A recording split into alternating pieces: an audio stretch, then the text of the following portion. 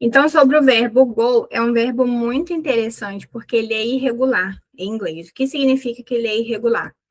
Dizer que ele é irregular significa que ele tem formas diferentes no passado e no particípio também.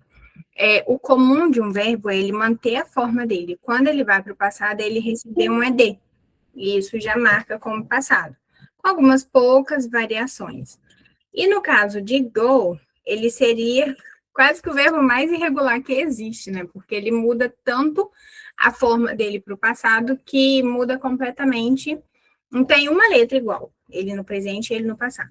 O que a gente precisa entender é que a forma do verbo, tanto no presente quanto no passado, é o mesmo verbo. É como se fosse água e gelo. É a mesma coisa em estados diferentes, certo? Então, aqui falando em presente, primeiro, a gente tem o presente simples. O que a gente precisa se atentar no presente simples?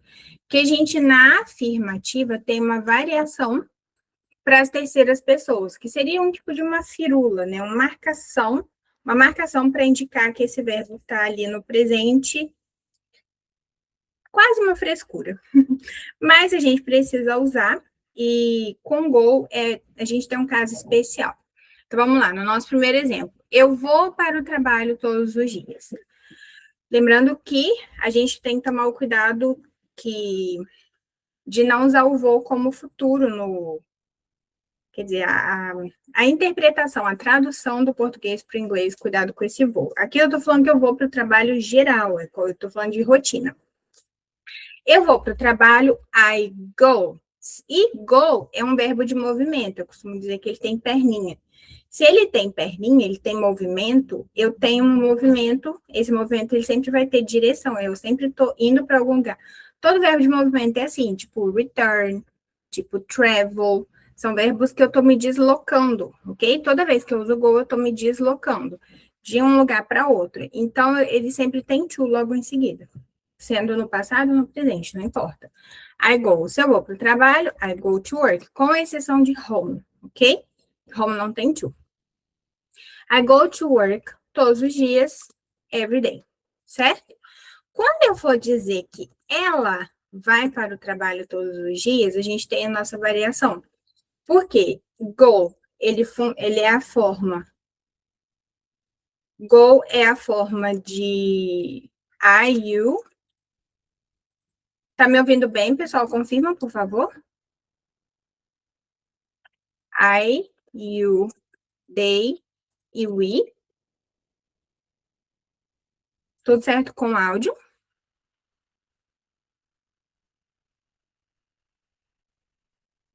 Ok. Deve ser uma questão pontual, então. Uma pessoa dizendo que não está ouvindo. Tentar sair e voltar. Talvez seja isso, um erro, né? Ok, retomando, a gente tem, com go, a gente atribui I, you, they e we. É a sua forma natural. Quando a gente tem he, she, it, eu brinco que é uma frescura, então a gente tem como se fosse a Barbie e o Ken. He e she. It vai entrar ali no meio, né? A gente vai receber um S. A gente precisa colocar um S. Só que não é legal para pronúncia. Existe uma regra que quando o verbo termina com O e a gente precisa colocar algum sufixo nela, no caso, a gente precisa colocar um S, a gente não vai simplesmente colocar um S, a gente vai colocar ES. Que por acaso isso acontece com go e com do. O do, que é o verbo fazer, que a gente usa ele até como auxiliar. A gente vai usar ele como auxiliar agora mesmo. Então, quando eu vou falar que he ou she ou it vai, e aqui eu posso ter a Sara, eu posso ter minha mãe, eu posso estar falando de uma pessoa com o nome dela, ainda assim segue essa mesma regra. He, she ou it, a gente vai usar go, goes. Eu vou até colocar a pronúncia aqui, que é como se fosse um gol do Brasil, go, go, goes, ok? Só que dois gols do Brasil, porque é tipo um plural, goes. Então, quando eu falo que ela vai, quando o verbo termina com o, isso mesmo, isso mesmo. E aqui no nosso caso específico, a gente vai ver bem nítido o uso dele, com go e com do, que acaba entrando também na dança aqui, porque ele é o auxiliar, certo? Então, I go to work every day. Quando eu falo que ela vai, eu não posso dizer she go. Fica esquisito. É como se fosse um a gente vamos do português, sabe? Comparativamente. Então, eu vou dizer she goes to work. Yes, she goes, isso mesmo. She goes to work every day. E a gente está afirmando, certo? Quando eu for falar que ele vai, he goes, e por aí vai. A questão que vai mais se alterar aqui é quando eu for falar que não, ou que eu for fazer uma pergunta. Por quê? Existe uma regra também, como se fosse, a gente vai imaginar que o inglês é regido por leis que só se obedecem, certo? Esse caso da mudança do S para a terceira pessoa é uma dessas leis. E a gente tem uma outra lei que diz que o verbo não tem autonomia para fazer pergunta. Poucos verbos têm, sozinho. Poucos verbos têm autonomia para negar sozinho, para receber um not. Eu não tenho, por exemplo, que é até engraçado, um gont, por exemplo, isso não existe. Não tem como eu unir o not com o verbo principal. Isso só acontece com to be e modais, certo? Isso está lá na nossa aula de perguntas e respostas. Então, não vou demorar muito nesse assunto. Mas eu acho ele tão relevante, tão importante, que eu sempre trago ele à tona, sempre dou um jeito de falar dele de novo. Então, quando eu for falar que eu não vou para academia, eu preciso de um auxiliar. E o auxiliar do modo simples, quer dizer, o auxiliar do modo simples, é do. Do é o auxiliar. E você vai ver que no primeiro momento em que esse verbo, que no caso é o go, ele tem a possibilidade de voltar, de sair do estado não neutro dele, voltar a ser go, ele vai fazer. Então, quando eu receber um auxiliar aqui para falar que não, esse verbo nunca mais vai ser nada diferente disso. O auxiliar vai fazer o trabalho. Tem até aquela brincadeira que na presença do auxiliar o chefe não trabalha, né? Então, quando eu falo que eu não vou, tá tudo bem, porque o go já tá neutro mesmo. Então, eu falo I don't go. Eu gosto de ancorar em alguma coisa que todo mundo já conhece, e a gente conhece muito I don't know, né? De eu não sei. É a mesma regra, porque é a mesma lógica, porque todos os verbos seguem esse mesmo padrão. Então, eu falo I don't go to the gym every day. Eu não vou para academia todos os dias. Repara que o not está associado ao auxiliar, certo? Agora, quando eu falo que ela não vai, agora eu vou ter o do aqui atuando como auxiliar e eu vou ter o go. Eu não posso manter o go como goes se eu tenho um auxiliar. Eu tenho que o auxiliar faz qualquer coisa que for acontecer com essa frase. Então, o do, que estaria aqui como don't, por exemplo, na música do Justin Bieber, né? My mama don't like you. She don't, já vou arrumar, ok? She don't go, seria tipo assim, ó, she don't goes to the gym every day. Isso aqui tá errado. Tá errado. Por quê? Porque na presença do auxiliar, o chefe não trabalha. O chefe está trabalhando aqui, ele está se flexionando para a terceira pessoa. Exatamente. Quando se tem um auxiliar, não conjuga o verbo. Que seria uma fala bonita para o que eu falei. Na presença do auxiliar, o chefe não trabalha. O verbo principal da frase é go. Do que a gente está falando? De ir para a academia. Então, ele fica ali pleníssimo. E esse do, que também termina com o, então, quando ele vai obedecer essa lei da terceira pessoa, ele também ganha um E, né? Então, essa é a diferença da pronúncia aqui, em vez de does, igual a gente fala no goes, a gente fala does. Parece que eu levei um soco no estômago, eu faço certo? She doesn't go to the gym every day. She doesn't. Entendeu o sentido, o porquê? Eu acho que eu já sabia falar inglês e eu nunca tinha notado o porquê dessas coisas, eu só aceitei, sabe? Quando eu entendi, eu achei que me ajudou a ter mais paz, assim, ah, tá, entendi, é por isso. Tem uma razão de ser, né? Aleatório. Coisas aleatórias me incomodam muito. Então, caso esse seja o seu caso também, é por isso. Esse does tá aqui porque ele que vai fazer o trabalho da terceira pessoa. Certo? Isso vai ser a mesma coisa quando eu for perguntar. Então, quando eu for perguntar, não faz sentido perguntar se eu vou na academia. Então, eu vou perguntar se você vai. Então, vou perguntar com do you go to the gym every day? Do you go to the gym every day? E o do tá ali se invertendo com o verbo, com a pessoa, que no caso é you, para poder obedecer essa lei de tem que inverter para ser uma pergunta, certo? Quando eu vou perguntar se ela vai, eu inverto com does. Então, fica does she go? Repara que o go tá pleníssimo. Does she go to the gym every day? E basicamente é isso. E se eu quero saber se ela toca piano todo dia, se ela cozinha todo dia, o que eu quiser saber que eu só vou alterando os componentes, tipo o chefe, o assunto da frase, que é o verbo, mas esse é o nosso padrão, ok? Ó, vamos usar um outro aqui, que é parecido, que eu vou agora. Então, a única coisa que eu vou fazer aqui é colocar um now, certo? I go to the gym now. To the gym now. Se eu quero perguntar se você vai, se eu afirmo que você vai, eu falo you go. You go to the gym now. Se eu quero saber se você vai, eu inverto já como auxiliar. Do you go to the gym now? E a mesma coisa com he, com she. Vou fazer isso com he e o próximo com she, ok? Então, eu vou falar he goes, ou go do Brasil, he goes to the gym now. Ele vai para academia agora. Tô mandando. Se eu tô perguntando, aqui foi uma pergunta. Agora eu vou dizer que ele não vai. Então, vou dizer he doesn't. He doesn't go to the gym now. Ele não vai. Eu tô afirmando que não. Faz sentido?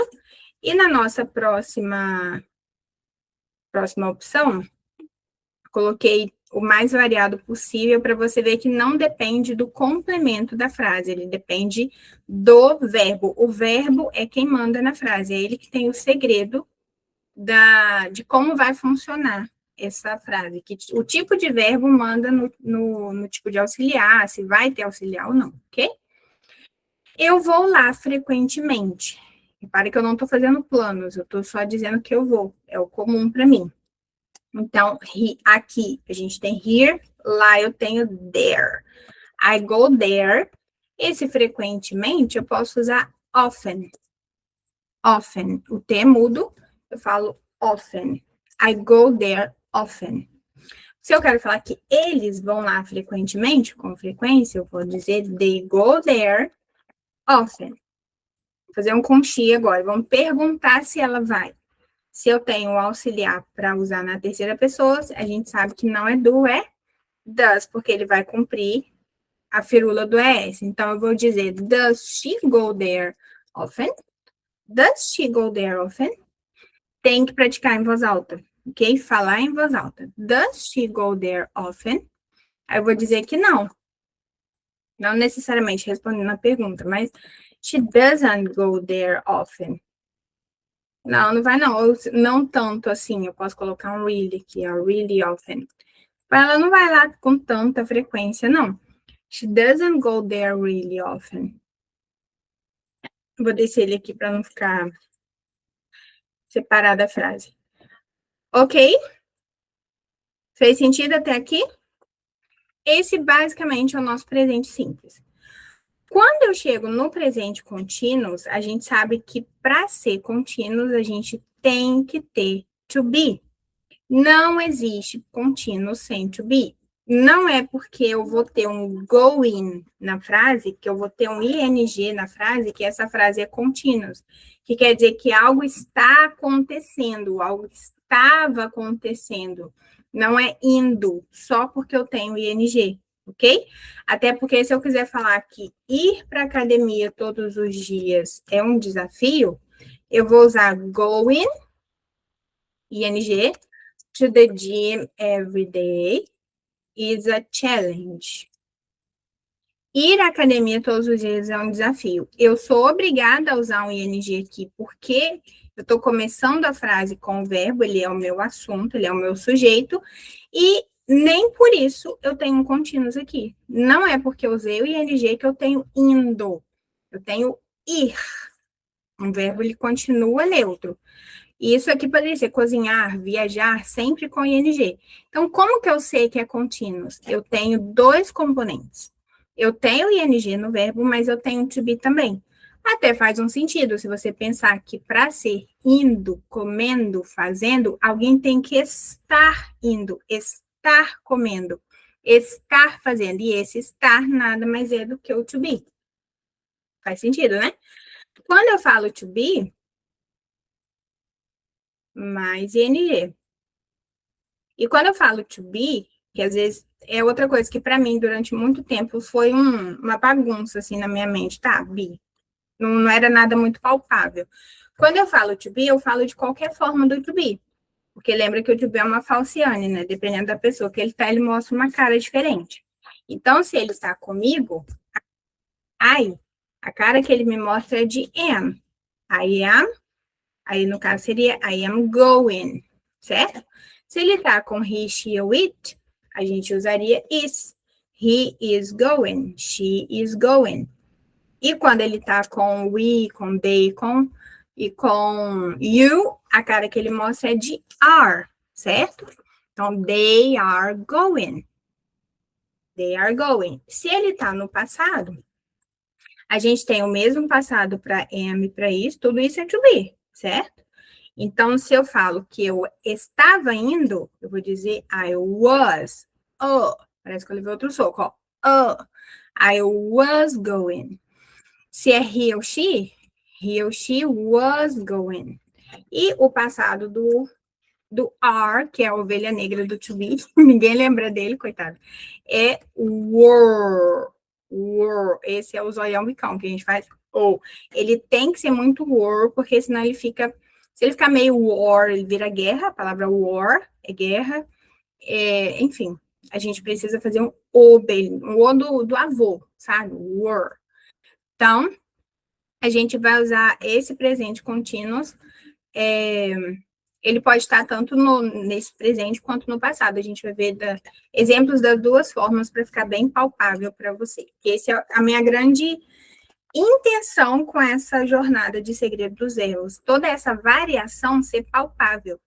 Porque depois de um tempo você vai perceber que ela é meio boba, assim, ela é meio cíclica, ela não é nada tão complexo assim, ela só tem suas variações, mas dentre as línguas, assim, é a mais simples que tem, tipo, varia o mínimo, digamos assim. Então, tá bom, eu estou indo para o trabalho agora. Eu estou indo, eu tenho to be para mim. I am, aí sim eu tenho going, faz sentido? I'm going to work now. E o bom aqui é que o going não vai mudar também, porque quem vai estar fazendo toda essa variação de obedecer às leis da montagem de frase, na verdade, é o to be. É como se ele é o verbo principal da frase, entende? Então, quando eu for falar que não, quando eu for falar que ele vai receber esse not, quando eu for fazer pergunta, ele vai se inverter, e a gente vai ter, basicamente, as leis do to be funcionando aqui. I'm going to work now. Então, se eu for falar que eu não estou indo para o trabalho agora, eu vou simplesmente colocar esse not, porque o to be é um dos poucos que tem autonomia, lembra? Não precisa de do, das, nada disso, porque eu tenho to be. Então, se eu não tô indo, eu não tenho I don't going. Não existe, porque o to be é autossuficiente. Ele não usa auxiliar. Então, eu vou dizer I'm not. I'm not going to work now. Não tô indo. Se eu afirmo que você está, eu tenho you are, certo? You are going. Repara que o resto da frase não se muda, não se mexe. You are going to work. Não, você tá indo, eu sei que você tá. Agora, se eu não sei se você tá aí, eu vou perguntar, isso aqui se inverte. Porque o próprio to be tem essa autonomia, tem esse molejo para se inverter aqui, obedecendo a lei da pergunta. Are you going to work now? Você tá indo para o trabalho agora? E aqui, pessoal, é muito comum a gente ver com nativos isso aqui não ser obedecido tanto, essa lei da pergunta. Tanto muitas vezes não se pergunta com do, nem does. Então, em vez de eu falar assim, do you like pizza? Eu falo you like pizza em tom de pergunta. Então, eu falaria you like pizza? You go to work now? You go to work now? E Aqui o nativo ele está obedecendo a liberdade poética que ele tem de desobedecer a gramática. A gente precisa aprender o certo, precisa aprender o que deveria estar ali. Por quê? A gente não aprende inglês só para o dia a dia, a gente aprende inglês para um trabalho.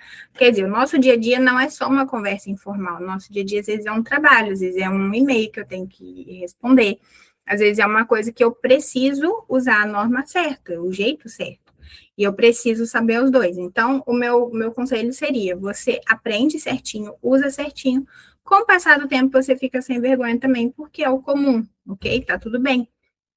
Mas caso você escute um nativo falando you're going to work now, you're going to work now. Então, eu tenho you are going to work e eu tenho uma pergunta porque o tom dele é de pergunta.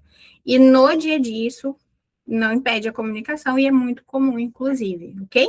Mas o certo é perguntar, are you going to work now? Muitas vezes, se usa o certo, alguns contextos não é obrigatório porque é informal, digamos assim. Fez sentido? Então, are you going to work now?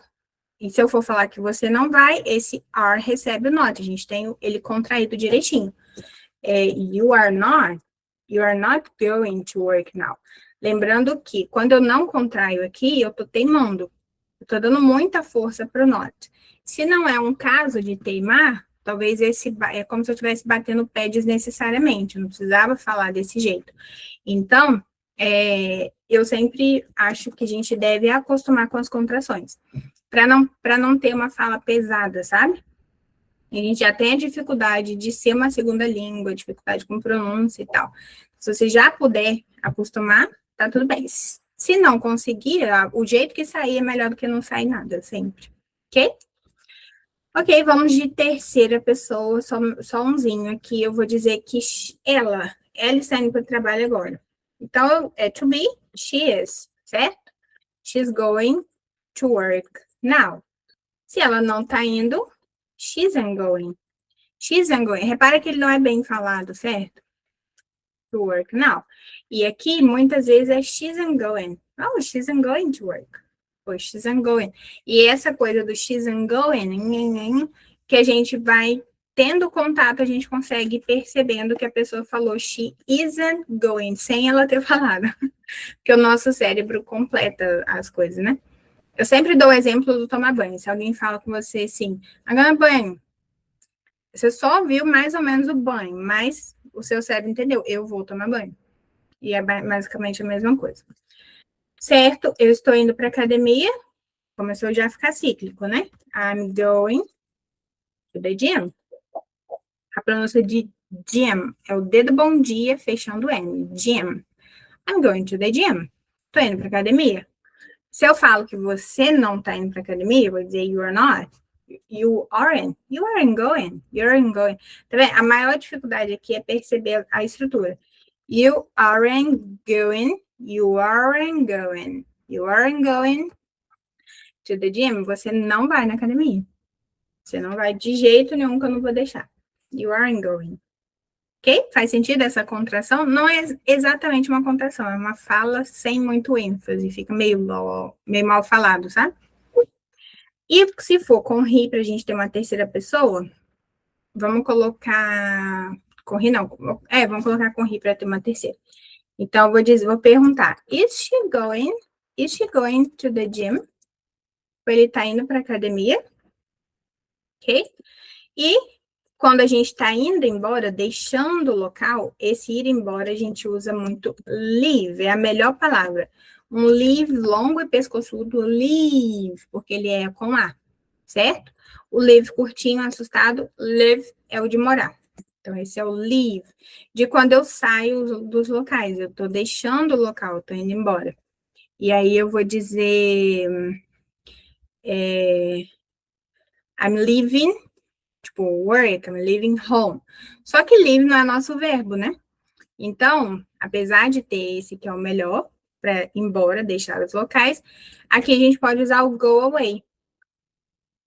Go away. Go away é um ir mais poético, sabe? É como se a pessoa estivesse partindo, assim. Em muitos casos pode ter um sentido de abandono, alguma coisa assim. Então, de superar também, de deixar as coisas para lá. Então, eu vou colocar o go away no sentido de, mas tenha cuidado com ele, ok? I'm going away.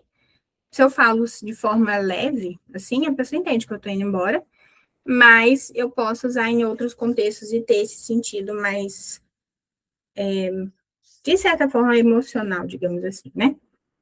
Então, por causa do go, eu vou usar I'm going away. Tô indo embora. I'm going away. Se eu for perguntar se eles estão indo embora, se eu afirmo, eu falo they are, certo? They are going away. Se é uma pergunta, eu vou inverter aqui e eu vou falar are they? Are they going away? Are they going away? Eu acho bem dramático. Com go away. Foi com are e com. Pode ser um it, se for tipo sei lá, um pesadelo, um trem, sei lá, alguma coisa assim de uma condução, alguma coisa assim de ir embora. Em algum contexto eu posso usar um it. Is it going away? Tipo, tá indo embora, isso, né? Pode ser alguma coisa ruim também, de alguma situação, tipo o Covid na época. O Covid está acabando? Is it going away? Em algum contexto pode ser que funcione. Tudo o contexto é o rei. O verbo é rei, mas o contexto é rei também. Então, tipo, os dois dominam. Ainda vou descobrir se tem um que manda mais. Mas o contexto sempre vale mais, porque uma coisa fora do contexto vai ter outro sentido. Certo, pessoal? Começou a ficar bobo, começou a girar, vamos para o próximo. O passado é um pouco desafiador, porque a gente tem duas variações importantes. Isso em qualquer verbo, no go um pouco mais, porque o go não recebe ED. Lembra? Eu tenho go no presente, que é o verbo ir. Quando ele vai para o passado, ele vira went. E aqui eu tenho que falar esse went como se fosse uma buzina que faz went.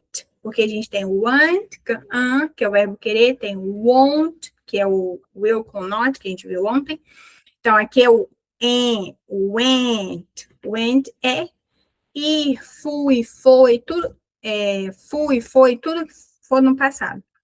Esse é o bom, que no português varia pra caramba, no inglês não.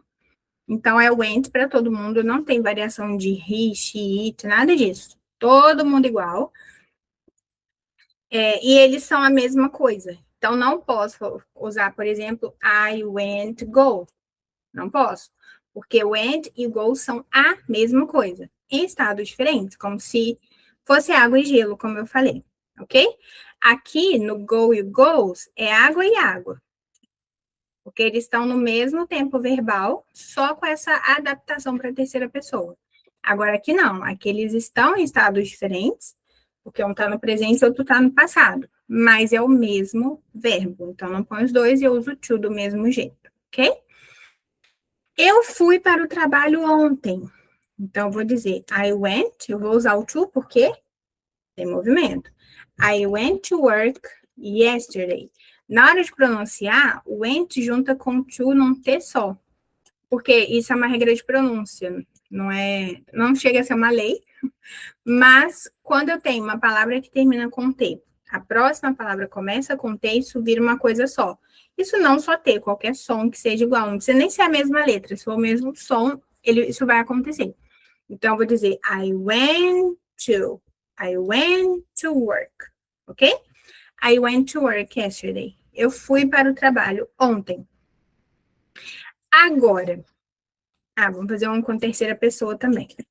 Vamos colocar que ela foi para o trabalho ontem, mantendo a frase para a gente ver bem o verbo. She went, não vou falar went to.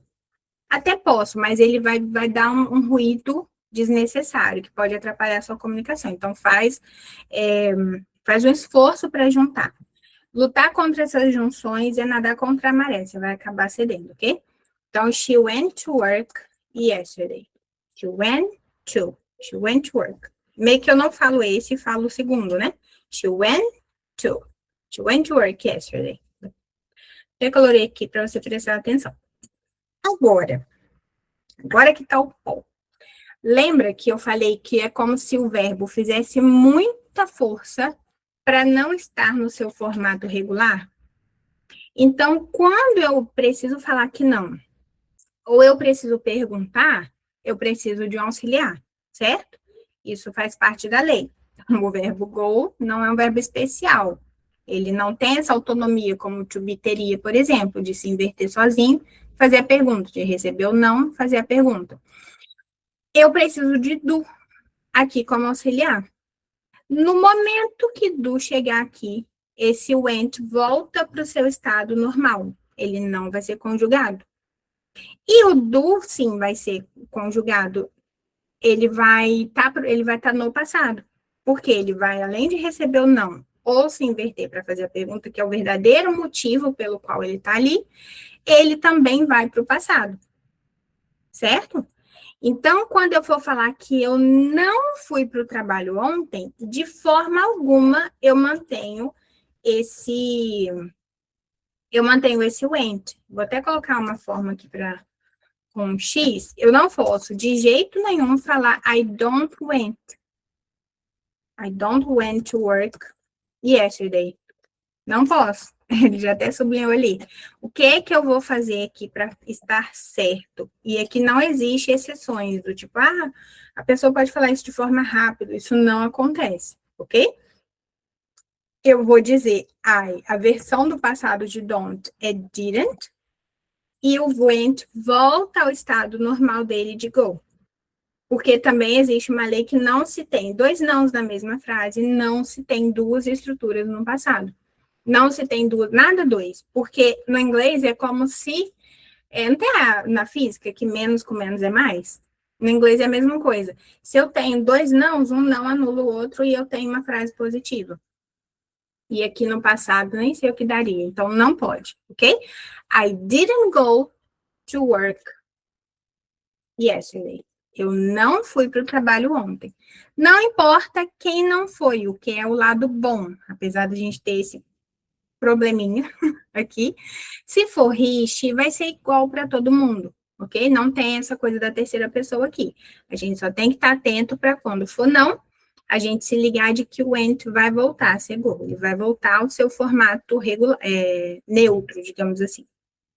Então, quando eu for falar que ela não foi, eu vou dizer she didn't go, ok? E na minha pronúncia, eu não vou deixar esse D ser forte, didn't, ok? Eu vou deixar lá na pontinha, como se eu falo bom dia, minha tia, e esse D vai lá no finalzinho com D. She didn't go. Outra coisa importante também na pronúncia. She didn't go to work yesterday.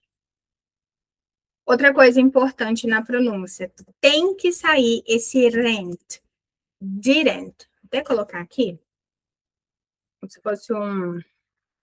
Na hora da pronúncia, se eu não saio esse rent, parece que eu falei she did go. E isso existe no inglês, ok? Então, aqui eu vou ter um rent, didn't. Esse D, que tem o som dele, esse vibradinho R, que é o nosso R do prato, ele é o som oficial do D, digamos assim. E ele aparece aqui, como a gente fala water, didn't. O D continua sendo forte, mas o rent está bem presente, didn't. Por quê? Existe uma variação do uso do do, né? Do. Do é um auxiliar. Majoritariamente, a função dele é para negativas, para receber esse not, e para interrogativas, para se virar ali com o sujeito, se inverter com o sujeito e fazer a pergunta. Mas ele também é um enfatizador. Ele é um enfatizador. Então, quando eu volto aqui, deixa eu voltar no presente para eu te mostrar que não é única coisa do passado, não. Se eu falo I do go to work every day, I do go to work every day, o que eu estou fazendo aqui é enfatizando como se fosse uma teimosia que você falasse comigo assim, você não vai ao trabalho todo dia. Eu falo, I do go. Eu vou sim. Eu vou sim.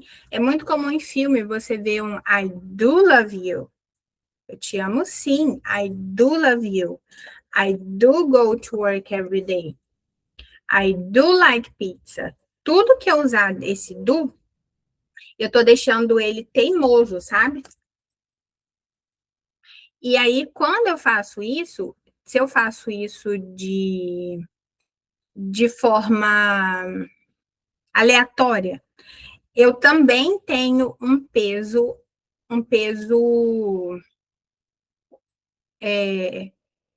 para enfatizar, eu tenho um peso desnecessário, sabe? Na minha fala.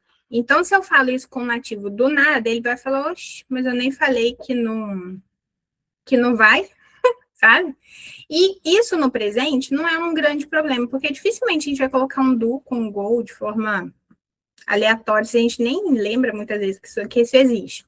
Mas o did acontece. Eu, inclusive, já vi conteúdo falando assim, se você não lembrar a versão no passado dos verbos, usa did, vai dar certo. Só que ele não dá certo. Porque se eu falo I did go, eu tô tipo assim na sua cara, eu fui sim, sabe? E aí a sua fala ela fica pesada. Não é que não possa ser usado. Se é a sua intenção, se a pessoa falou que você não foi, tipo, chegou atrasado, não cheguei, não. Você pode usar para enfatizar, certo? Mas de forma consciente, porque você quer usar, e não porque tudo. Imagina, se você usar todos os verbos com did, você vai estar o tempo todo brigando com todo mundo, entende? Não necessariamente brigando, mas você entendeu? Dando um peso excessivo para o que você está dizendo. Então, na minha pronúncia, eu preciso deixar sair esse rent. Didn't. She didn't go. She didn't. Pode até falar em câmera lenta. She didn't go. Aos pouquinhos isso fica natural, ok? O exagero sempre ajuda com a pronúncia. Você fala exagerado e certo, depois ele fica natural e continua certo. Fez sentido, pessoal? Agora, quando for uma pergunta, então eu quero saber se você foi ou se ela foi, o do vai funcionar como auxiliar do mesmo jeito, no passado do mesmo jeito. Então, eu vou perguntar: Did you go to work? Did you go to work yesterday? Ok? Eu não tenho nenhuma opção de usar went a não ser na afirmativa. Ok? Did you go to work? Go. Did you go to work yesterday? Did she go to work yesterday? Ela foi para o trabalho ontem? Ok? Mais uma, ó. Fui embora cedo. Ok. Lembra que a melhor forma de falar ir embora é falar livre, se você está focando no local. Mas eu posso falar que eu fui para casa. Vou até trocar aqui esse embora. Colocar um sentido de para casa. Cedo. Porque, como eu disse, não tem uma tradução perfeita. Nunca vai ter. Então, é um sentido. Você pode usar à vontade, ok? Então, vamos falar que eu fui para casa. Se eu fui para casa cedo, o passado de go é went. I went. Lembrando que casa é a única exceção onde não tem to. Então, I went home. I went home early. Eu fui para casa cedo. Se eu quero dizer que ele foi para casa cedo, eu vou dizer he went home early. Ele foi para casa cedo. Agora, quando eu for falar que não, eu vou dizer I didn't go. I didn't go home early. Não fui para casa cedo. I didn't go home early. Agora, se eu vou dizer que ele não foi para casa cedo, he didn't go home early. Tá vendo? Não tem mais o and, acabou. Quando for uma pergunta, eu vou perguntar com did. Did you go home early? Você foi para casa cedo? Did you? Did you go? Agora, se for com ele, did he go home early? Nessas perguntas aqui, eu também posso perguntar com negativas, ok? Didn't you? Porque eu acho que sim. Então, eu posso perguntar, didn't you go home early? Você não foi? Eu acho que sim, eu tô estranhando, sabe? Então, o que eu quero dizer vale muito também, né? Ou didn't he go home early? Tipo, aí você tá até com essa cara, tipo, ele não foi? Como assim ele não viu? Ah, peguei você. Tipo isso. Pois você me falou uma coisa e agora cai em contradição. Isso pode ser com qualquer tempo verbal, ok? E quando eu falo que eu fui lá sozinho, mesma coisa. Tá vendo que, por mais enjoado que seja, começa a ficar cíclico de novo. Então, eu fui lá sozinho. Esse lá é o nosso bonito there. Então, I went there alone. Eu fui lá sozinho. Nós fomos lá sozinhos. Nós temos um we. We went there alone. Poderia ser didn't you também. Ah, ok. Digitei errado, né? Thank you. Thank you very much. Didn't you go home early? Didn't he go home early? Okay. Thank you. I went there alone. We went there alone. Nós fomos lá sozinhos. E aí, quando eu for dizer que não, o que vai acontecer? Vai virar didn't. Então, eu vou falar você agora, para ficar diferente. You didn't go there alone. E aqui ainda tem aquele detalhe. A gente treinou isso numa das aulas também, por isso que eu não estou me demorando tanto nessa. Mas you didn't go there alone. Eu posso perguntar de volta. Did you? Isso sempre se inverte. Então, se eu falei que não, é o que eu acho que você fez. Tipo, você não foi. Foi? Esse foi é sempre o inverso. Então, you didn't go there alone, did you? Ou eu vou dizer que sim. Então, eu posso falar, you went there alone. Você foi lá sozinho, não foi? Aí o não foi já vai com didn't. Didn't you? Fez sentido ou ficou confuso? You didn't go there alone, did you? Aí aqui eu acho que você não foi. Então, eu afirmo que você não foi e pergunto de volta só para ter certeza. Nessa aqui, eu acho que você foi. Então, você foi lá sozinho, não foi? Olha lá, hein? Tipo isso. Yes. Isso mesmo. Isso mesmo. É muito comum no dia a dia, certo? Agora, quando eu for falar, perguntar, vamos perguntar se ela foi. Então, vou dizer, did she? Posso usar o went aqui? De forma alguma. Did she go there alone? Ela foi lá sozinha? Nossa, não é possível. E é basicamente isso. Esse é o mais, é o que demora mais, assim, para a gente se acostumar, porque para a gente não é natural no português, a gente não tem auxiliar para essas coisas e não tem essa variante. À medida que a gente acostuma, e é muito uma questão de acostumar, entender também, mas, como eu falei, eu aceitei, acostumei e fui entender bem depois. Então, é possível você não entender tão bem e acostumar, mas se você já entende, porque eu acho que é um processo mais fácil, né, da gente passar. E isso funciona com qualquer verbo.